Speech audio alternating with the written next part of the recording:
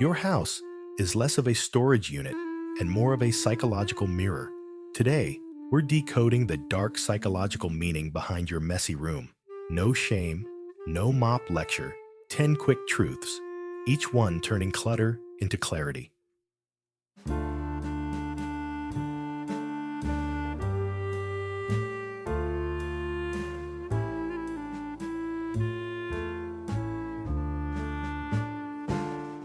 One, the room as mirror principle. Your space reflects your inner state, like a lake copying the sky. When your mind is stormy, surfaces become weather reports, piles, stacks, I'll do it laters. In Jung speak, what you avoid doesn't disappear. It organizes the room for you. Mess isn't just mess, it's a memo. The pile of laundry equals postponed choices. The crusty dishes are emotions you didn't digest yesterday. The corner you pretend doesn't exist holds the fear you don't want to name. If the mess is a mirror, what's it reflecting back that you're not looking at? Let's switch on the shadow light. 2. Shadow camouflage. Jung called the disowned parts of us the shadow. Clutter is incredible camouflage for those parts. It gives you fast excuses. Can't think right now. Look at this disaster. Avoiding the sink is easier than admitting you're carrying anger, grief, or shame. The avoidance isn't laziness, it's self-protection. Your house becomes a decoy, so your heart can hide. But if the shadow is driving, who's working the brakes? Meet the ego's favorite trick. 3. Rebellion disguised as, I'll do it later. Disorder often functions like a tiny revolution. You can't tell me what to do, not even me. If order feels like your childhood's perfection police, mess feels like freedom. It's control disguised as chaos. Problem. Rebellion calcifies into a prison. What was my rules becomes no movement. And the tab you pay for that rebellion? Your brain is footing the bill right now. 4. The brain tax of visual noise. Cognitive science time, the fun kind. Every item in your visual field is another browser tab. Too many tabs equals lag. The prefrontal cortex gets overworked, the amygdala decides you're not safe, and suddenly the simplest task feels like wading through peanut butter. You're not dramatic, you're overloaded. That's why you feel better in a hotel room. Fewer tabs, more focus. Okay, so if clutter fries your brain, how do you reboot without going full spring clean marathon? You don't start with bleach, you start with myth. 5. Turn chores into rituals. Rituals move psyche. Water is the ancient symbol of renewal. So yes, the sink is basically a tiny temple. Rinse a plate slowly. Breathe on a 4 count. Exhale on a 6. Fold one shirt like you're returning a crown to its box. Light equals clarity. Open the blinds like a ceremony. When you treat cleaning as micro-ritual, not punishment, you invite the unconscious to help. Movement becomes meaning. Rituals sound poetic until you face a room that looks like a canceled series. Where do you even start? 6. Win 1 square meter. Do not clean the room. Clean 1 square meter. That's it. Put masking tape down if you have to. Everything in the square gets 3 choices. Keep, transform, release. Keep means it lives here with purpose. Transform means clean, fix, or rehome. Release means donate, toss, and thank it for service, like a tiny Marie Kondo with street smarts. Finish the square and stop. Momentum is a currency. Don't spend it all at once. You'll feel lighter, but then the stuff starts talking back. What is it saying? 7.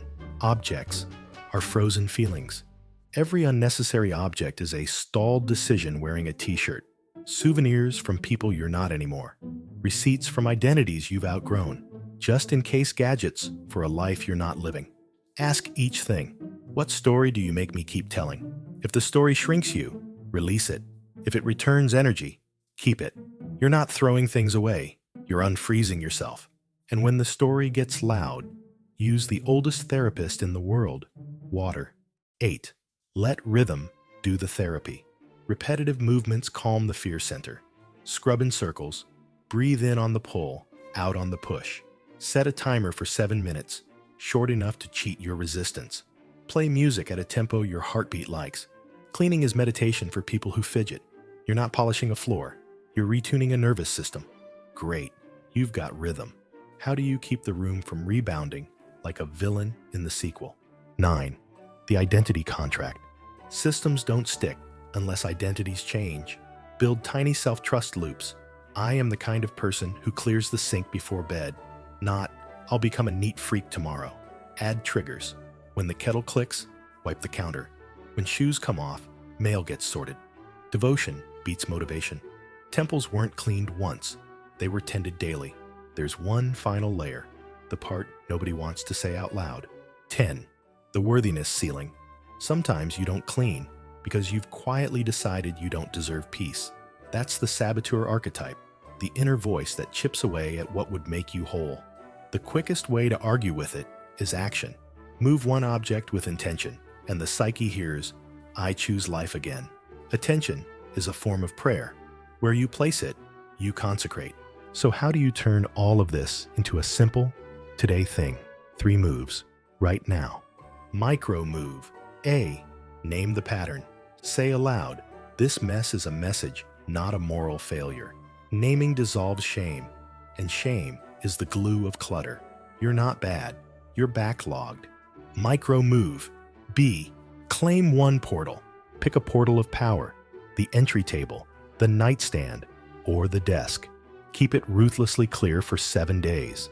One portal shifts the traffic of your entire house. It's like fixing one intersection, and suddenly the whole city moves. Micro move. C. Water plus light. Run water for 2 minutes while you breathe slowly and open one window. It's primitive, on purpose. Water resets the body. Light resets meaning. Now, do a single sweep. Trash in a bag, dishes to sink, laundry to basket. You just created a feedback loop. Visible change to nervous system relief to more change. Let's make this uncomfortably honest for a second. You don't hate cleaning. You hate what cleaning might confront. The grief you never processed, the standards that made home feel like a test, the suspicion that if you polish the mirror, you'll have to meet your own eyes. That's human. It's also workable. Jung's whole project was integration, letting the denied parts of you come home without burning the house down. When you bring order to matter, you're not performing, you're conversing with yourself. A quick story. I once got a message from someone who swore they were allergic to tidying. We tried the 1 square meter game. They chose the floor by the bed, the Bermuda Triangle of socks, chargers, and existential dread. In 10 minutes, the air in the room changed. Not because the room was perfect, but because they met the room with presence. They slept better that night. Why? Their nervous system got proof. I can move my world. That belief is worth more than any vacuum. Here's a way to think about it that's both nerdy and poetic. The psyche speaks in symbols. Dust isn't just dust. It's yesterday asking for closure. The broom isn't just a broom. It's a staff you use to draw a boundary between then and now. Water isn't just water. It's the oldest myth of renewal, making a comeback in your sink.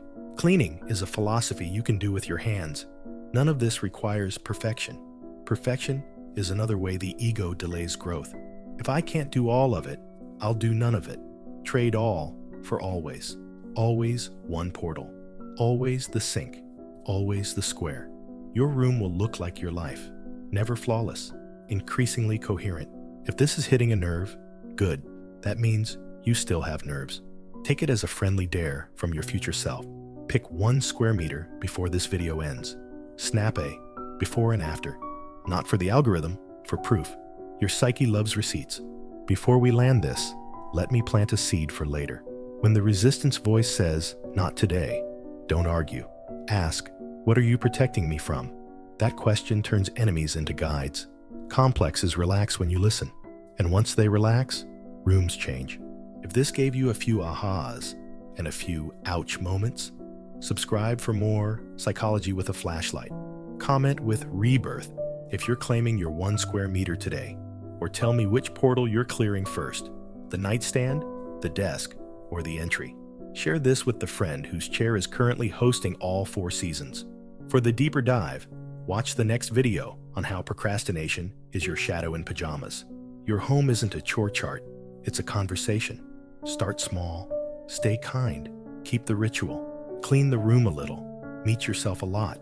That's not housekeeping, that's inner housekeeping with benefits.